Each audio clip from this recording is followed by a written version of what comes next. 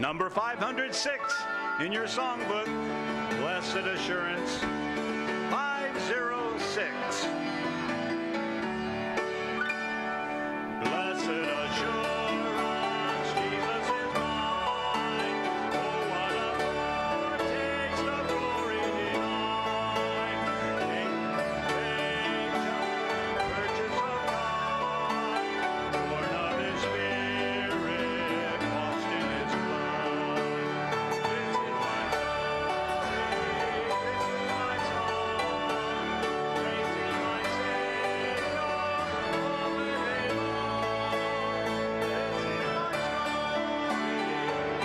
my song, praising my Savior all the day long. Oh, this song was written by Fanny Crosby, and I want Brother Vargo to tell us a little bit of the story about this one. A wonderful, wonderful story behind the songs and behind the hymn writer.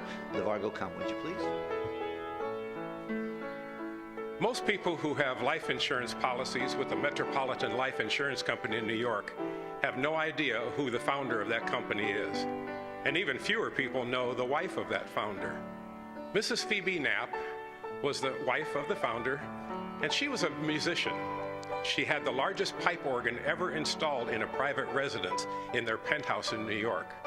She was very close friends with Fanny Crosby. Fanny Crosby was the little blind lady that wrote over 8,000 gospel hymns in her lifetime. Fanny was blinded as a little baby, 6 weeks of age. She had a running sores from her eyes, and she went to the doctor. The doctor was not there, and another man was there who they later found out was not a doctor, and he put mustard plasters on the little baby's eyes, and Fanny Crosby was blinded her entire life. When she was 7, she wrote a poem, "Oh, what a happy soul am I, although I cannot see. I am resolved that in this world contented I will be. I have so many blessings that other people don't. To weep and sigh because I'm blind, I cannot and I won't." And Fanny Crosby spent the rest of her life writing hymns. She could not read, she could not go to school. Her mother told her, said, "Fanny, you're going to have to learn to listen to everything you hear because that's how you're going to get your education." Her grandmother started teaching her memorization, and she used the Bible. By the time Fanny Crosby was in her 20s, she could quote from memory Genesis, Exodus, Leviticus, Numbers, Deuteronomy, Psalms, Proverbs, Matthew, Mark, Luke, and John, and many major chapters of the New Testament.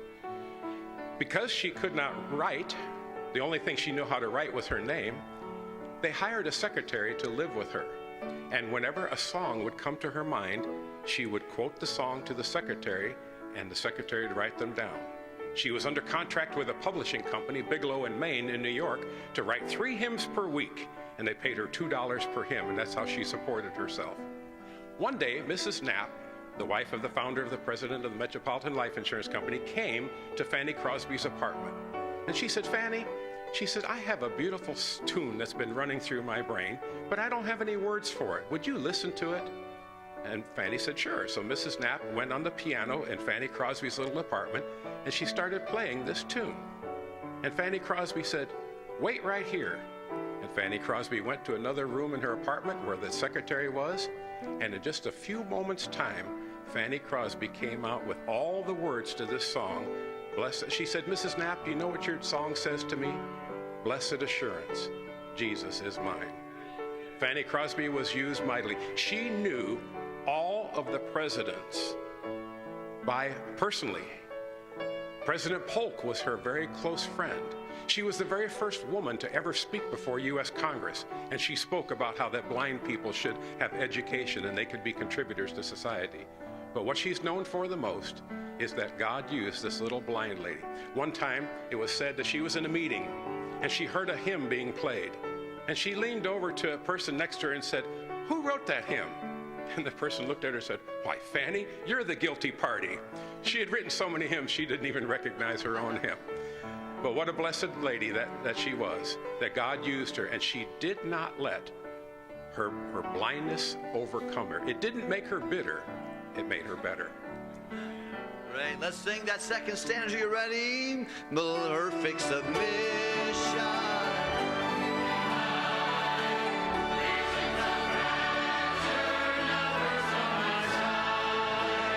Angels did sing.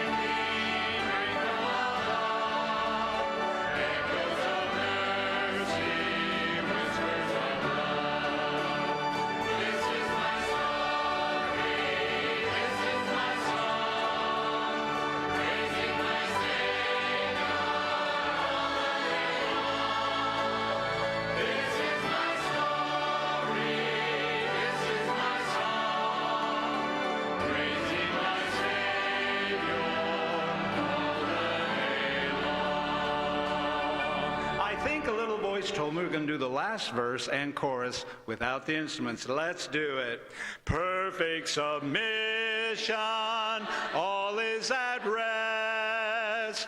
I in my Savior am happy and blessed, watching and waiting, looking above, filled with his goodness, lost in his love. This is my story, this is my song, praising my Savior all the day long. This is my story, this is my song, praising my Savior all the day long. Let's sing another one of our songs, number 68 in your songbook.